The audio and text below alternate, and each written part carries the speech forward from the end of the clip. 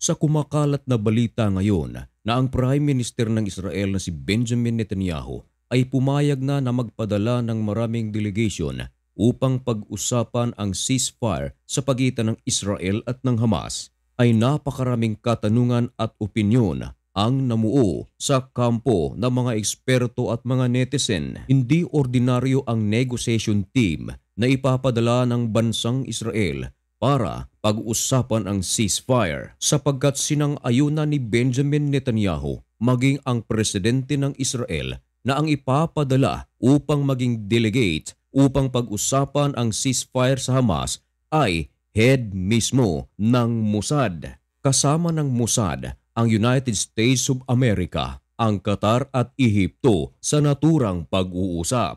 Palaisipan sa kampo ng mga eksperto kung bakit nga ba pumayag si Benjamin Netanyahu na makipag-usap na sa Hamas. Maging ang mga netizen ay kanya-kanyang komento. Marahil ikaw na nakikinig ngayon o nakarinig na sa naturang balita, marahil ay napatanong ka rin kung bakit nga ba napapayag si Benjamin Netanyahu na makipag-usap na sa Hamas. Maraming mga nagsasabi, bakit ngayon lang? Napakarami ng mga namatay sa kampo ng Palestinian at ng Israel. Meron ding mga nagsasabi na kaya pumayag si Benjamin Netanyahu dahil tanggap niya na raw ang kaniyang pagkatalo. Meron ding mga nagsasabi na malamang napakalaki ng plano ni Benjamin Netanyahu at ito ay isang strategy para maubos ang Hamas. Maging ang mga eksperto ay hindi makapaniwala dahil nauna nang magpahayag ang kampo ng Israel na ang kanilang stand ay hindi magbabago at ang stand na ito ay ubusin pa rin ang Hamas. Ibig sabihin ng Israel, magkakaroon lamang ng ceasefire o total ceasefire kung wala ng Hamas.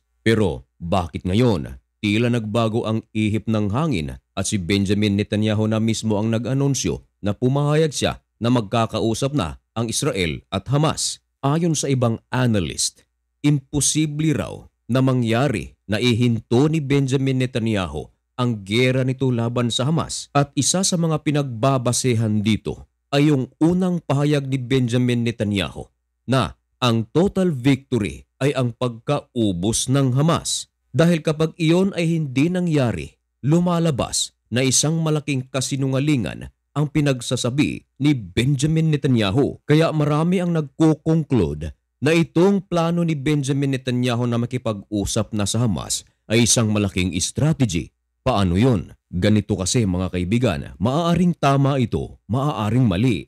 Pero nasa sa inyo kung ano ang inyong paniniwalaan at kung ano ang inyong opinyon. Ito'y opinyon lamang. Isa kasi sa mga paraan ng Hamas upang sila ay hindi basta-bastang masugod ng Israel at makapagtago ng husto ay ang tunnel. Alam ng karamihan na napakalaki ng papel ng tunnel para sa kampo ng Hamas. Dahil kung walang tunnels, ayon sa mga eksperto ay matagal lang natapos ang giyera. Ayon na rin mismo sa kampo ng Israel, pangalawang rason na ginagamit ng Hamas upang hindi sila maubos ay nakikihalo ito sa mga sibilyan. Dahil sino ba namang sundalo ang basta-basta na lang umatake sa mga sibilyan? Kaya sa mga rason na iyon, epektibo iyon para sa kampo ng Hamas. Subalit, ang pangatlo ay talagang pinaniniwalaan ng karamihan at ito rin ang pinagkunan ng eksperto. Ano ito? Ang hostage deal.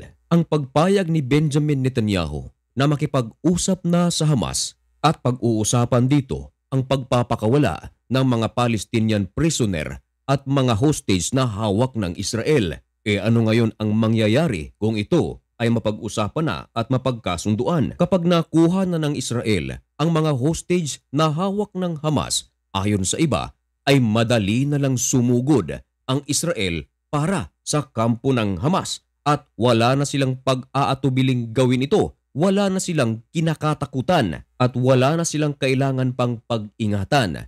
Dahil sa ngayon, isa sa mga rason kung bakit kailangang maingat na umatake ang Israel sa kampo ng Hamas, ito ay dahil sa mga hostages na hawak ng Hamas. Dahil kung padalos-dalos lamang silang umatake at mapaslang ang kanilang kapwa mga Hudyo, unang-unang magiging kalaban ni Benjamin Netanyahu ay ang kapwa niya mga Hudyo. Ngayon nga na hindi pa ganyan ang nangyayari, kaliwat kanan din ang nangyayari sa Israel, mga protesta laban kay Benjamin Netanyahu. Nais na mga Hudyo na maibalik na ang mga hostage na hawak ng Hamas. Nais na rin ng ibang mga Hudyo na pahintuin na si Benjamin Netanyahu sa gerang ito dahil marami ng mga sundalo rin ang napapaslang at mga sibilyang nadadamay. Pero kahit na marami na ang nagpoprotestang mga Hudyo laban kay Benjamin Netanyahu ay nagpapatuloy pa rin ito dahil ang kanyang ipinaglalaban ay ang future ng mga Hudyo ayon kay Benjamin. Kaya ang nasabing pag-uusap ng Israel at ng Hamas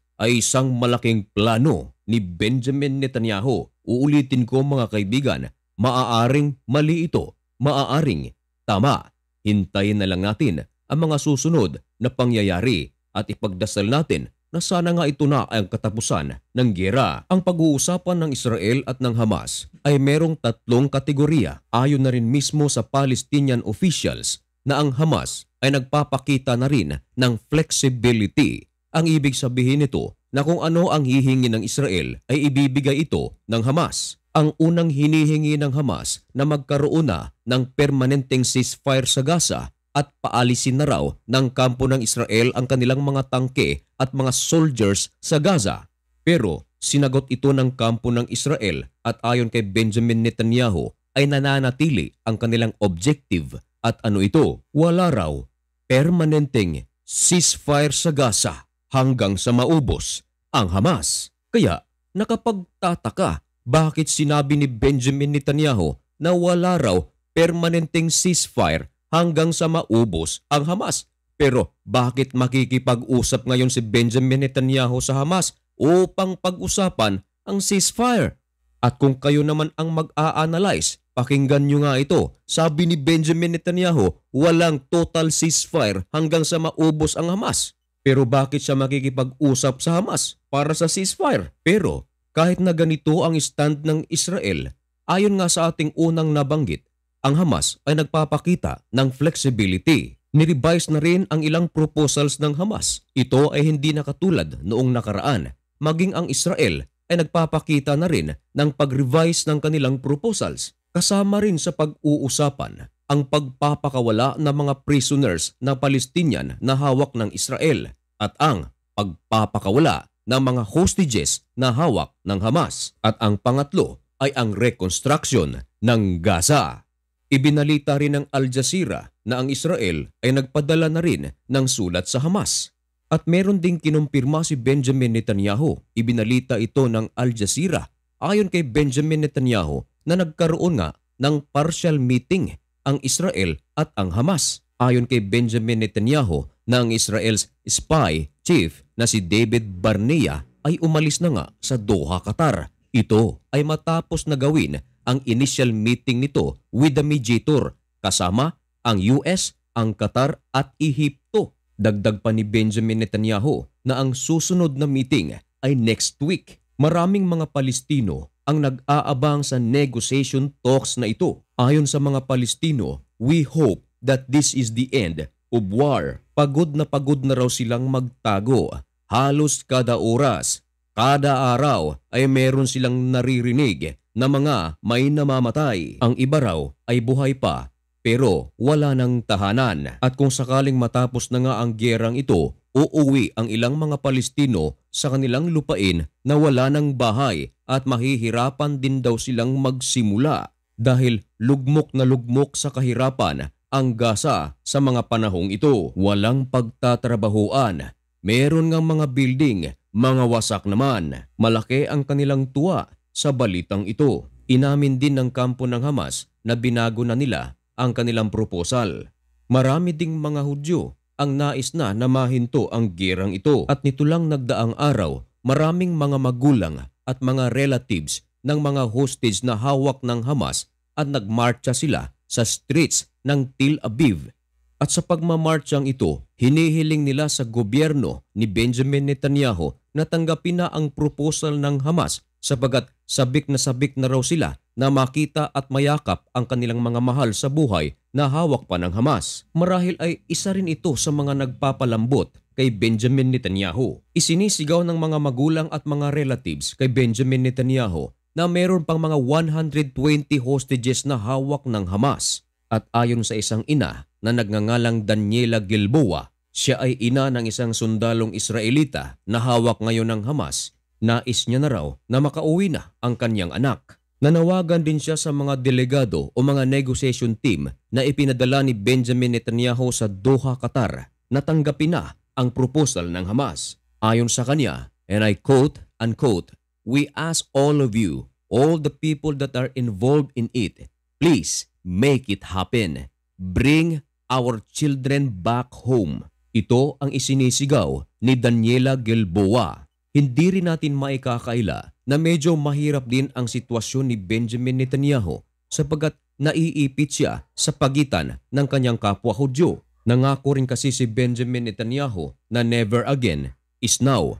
Ang kanyang pinoprotektahan ay hindi lang mga Hudyo sa kasalukuyan, kundi ang mga future Hudyo na darating pa. Dahil naniniwala si Benjamin Netanyahu na kung sakaling pagbigyan nila ang Hamas ay magpapalakas lang daw ito at meron pang gagawing mga malalaking pag-atake laban sa Hudyo in the future.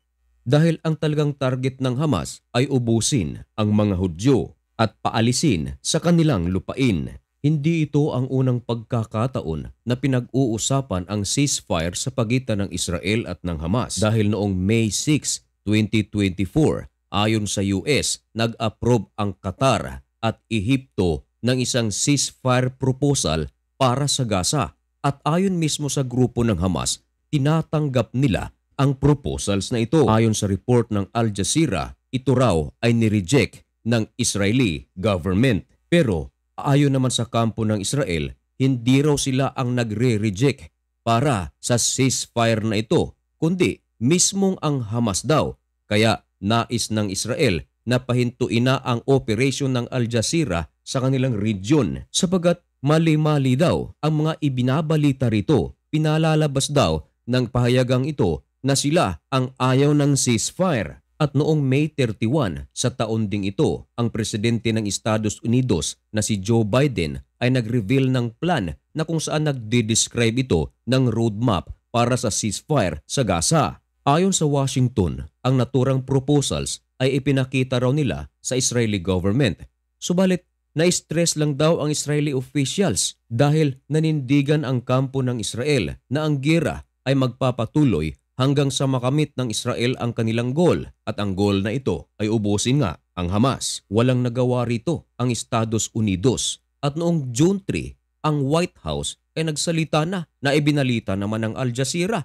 Ayon sa White House, Hamas is the only obstacle para sa ceasefire sa Gaza. Inamin din ng White House na ang Gaza o mga Palestinian group ay nireject ang proposal ng Estados Unidos. June 11, ang Hamas at ang Islamic Jihad nag-submit naman ng response sa US government at nagde-demand ito na i-ensure ang permanent end of war.